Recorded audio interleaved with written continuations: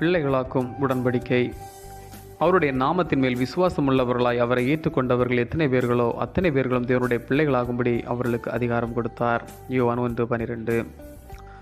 வஞ்சகனின் வலையில் வீழ்ந்து விலக்கப்பட்ட விருட்சத்தின் கனியை புசித்ததால் ஏதேன் தோட்டத்திலிருந்து விரட்டி அடிக்கப்பட்ட ஆதாமும் ஏவாளும் இழந்தது மகிழ்ச்சியை மட்டுமல்ல, பிள்ளை என்கின்ற உரிமையையும் தான்.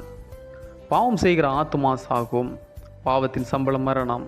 ஆனால் மனுமக்கள் மீது எல்லையற்ற அன்பு கொண்ட ஆண்டவர் அவர்களை மீண்டும் தம் பிள்ளைகளாக்க விரும்பி தம் ஒரே பேரான குமாரனை இந்த உலகத்தில் அனுப்பினார். இந்த இயேசு கிறிஸ்துனுடைய நாமத்தின் மேல் விசுவாசம் உள்ளவர்களாய் அவரை ஏற்றுக்கொண்டவர்கள் எத்தனை பேர்களோ அத்தனை பேரும் தேவனுடைய பிள்ளைகளாகும்படி அவர்களுக்கு அதிகாரம் கொடுத்தார். இந்த அதிகாரம் கடவுளுடைய கிருபையினாலே நம்முடைய விசுவாசத்தை கொண்டு நமக்கு அருளப்படுகிறது. நாம் காண்கின்ற இந்த உலகு அநித்தியமானது, ஆனால் காணப்படாதவைகளோ நித்தியமானது.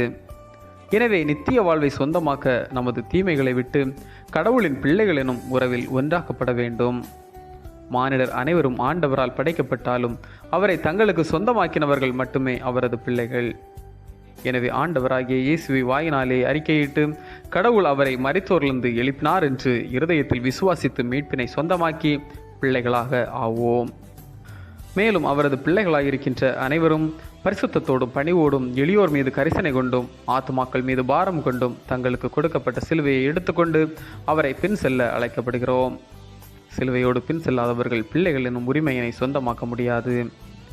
பிள்ளைகளாகி கடவுளின் திட்டத்தினை நிறைவேற்றி வாழ்வோம். ஜெபம். உரிமை அருளும் கடவுளே, உம்மோடுள்ள உறவில் நிலைத்து நின்று உமது பிள்ளைகளாய் வாழ்ந்திட எனக்கு அருள் தாரும். ஆமீன். இந்த நாள் உங்களுக்கு